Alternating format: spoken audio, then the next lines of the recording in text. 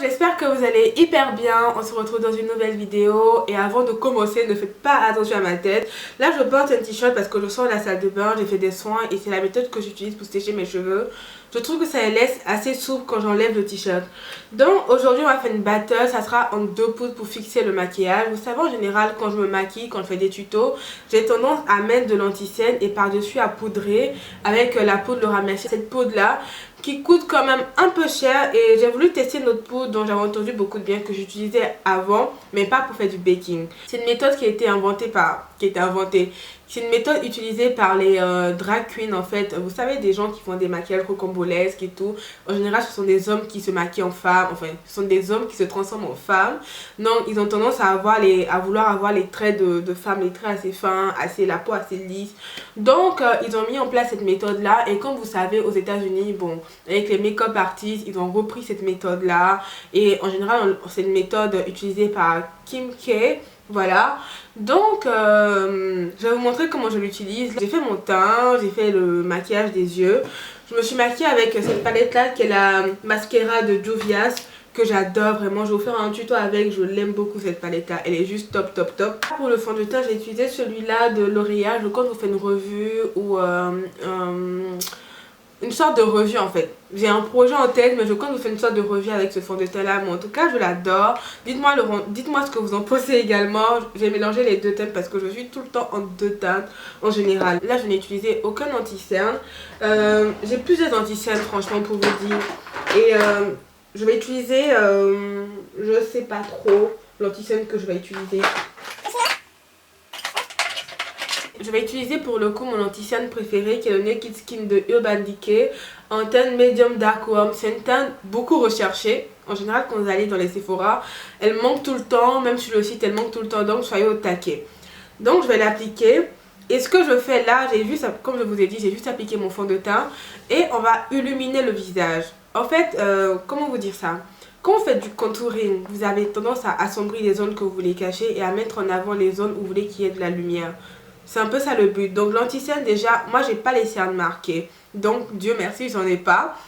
Mais j'utilise surtout l'anti-cerne déjà pour illuminer et pour lisser également. Et la peau vient encore illuminer ce processus là. Donc déjà j'applique l'anti-cerne.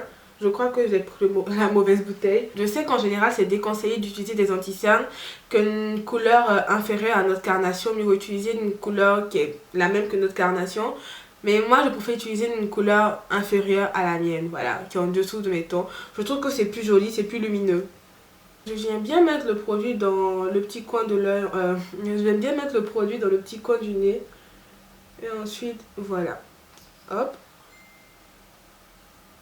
J'applique entre le front parce que je veux qu'il y ait de la lumière là, sur l'arête du nez, sur l'arc de Cupidon. Ici également. Et depuis quelques temps, ce que je fais, c'est que j'en applique là. Hop. Je prends cette partie du Beauty Blender là parce que je veux que ça aille dans tous les coins recoins du visage. Et cette partie là, elle est la plus adaptée comparée à celle-là. Donc allez hop, on tapote, hein. C'est pas la peine de... On tapote juste. Donc voilà. Je viens bien là. Vous voyez comment ça fait? La lumière du jour, elle est bien, mais son seul défaut, c'est qu'elle change comme elle veut. Hop. Fais bien attention à ce côté-là parce que j'ai fait mon trait de liner et je veux que ce soit net à ce niveau-là, vous comprenez? Moi, en général, j'utilise pas de pinceau, je trouve que ça sert à rien. Le Beauty Blender, ce petit truc-là, c'est une merveille. Ensuite, je viens là, sur l'arête du nez. Ah oui, il fallait que je vous dise également, cette méthode-là, elle n'est pas à faire tous les jours, hein, de toutes les manières. C'est pour les grandes occasions surtout. On fait l'autre côté. En général, au lieu de faire du baking, vous pouvez juste prendre votre poudre et fixer tout ça. Vous voyez, c'est un peu disproportionné. Je prends ce côté-là, c'est le côté que j'ai utilisé pour appliquer le fond de teint. Et hop. En général, quand on utilise le concealer de cette manière-là, oh mon éponge, c'est quand on fait du contouring aussi par la suite. Voilà, ça donne un rendu comme ça. Avant d'appliquer la poudre, je vais plutôt faire un léger contouring.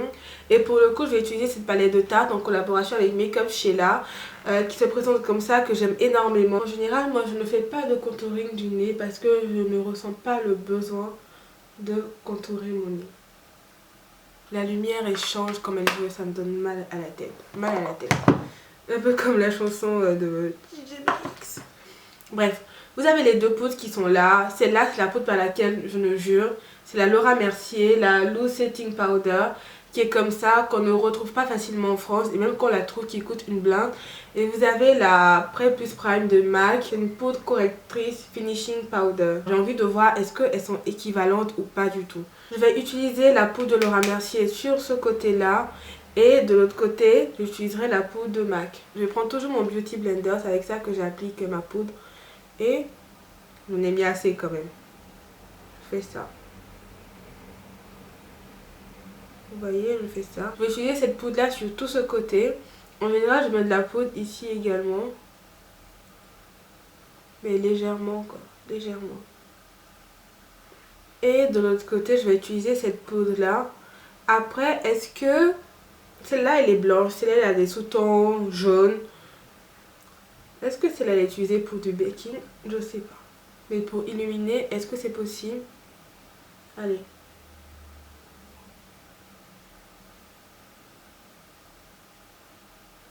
Elle est beaucoup plus fine celle-là. Elle est à peine visible. On applique là. Le temps de laisser la poudre cuire, parce que c'est ça le but du baking, c'est de laisser la poudre cuire. Bake, c'est un peu comme c'est comme au fourné. C'est ceux qui font de la pâtisserie, qui mettent les trucs au four. Donc voilà, c'est dans cet esprit là. Donc je vais laisse poser. Et là, pendant ce temps, je vais juste mettre mon mascara, terminer quelque chose par-ci par-là, et je vous reviens dans quelques minutes. Bon, là il est l'heure d'enlever la poudre et je vais utiliser ce pinceau là, c'est le pinceau que j'utilise en général. Avant, ce que je faisais, c'est que j'enlevais pas la poudre en fait, je l'appliquais comme ça. Mais depuis un certain temps, je trouve que c'est mieux de l'enlever, je trouve ça plus joli. Donc j'utilise ce pinceau là qui vient de Vanity Planet, c'est un kit en fait que j'ai acheté. Donc j'enlève comme ça, j'enlève ce côté là aussi.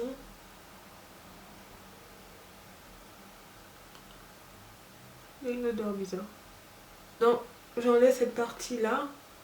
Voilà, ça donne un truc comme ça. Qu'est-ce que vous en pensez? Ce que je vais faire, je vais zoomer, vous allez voir ce que ça donne.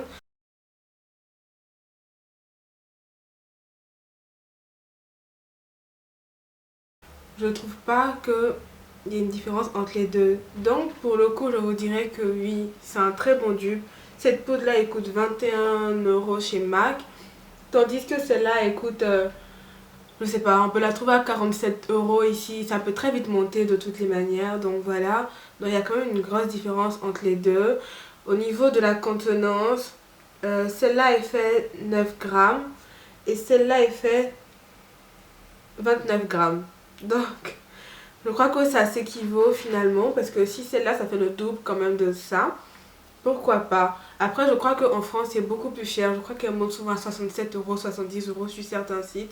Donc voilà. Donc dites-moi ce que vous en pensez. Qu'est-ce que vous pensez de cette technique là? Moi en tout cas j'adore. Je trouve que ça rend le maquillage plus naturel, plus travaillé, plus net. Donc n'hésitez pas à commenter, à liker, à partager. Désolée pour la lumière qui change tout le temps, mais je gère pas le temps. C'est pas de ma faute.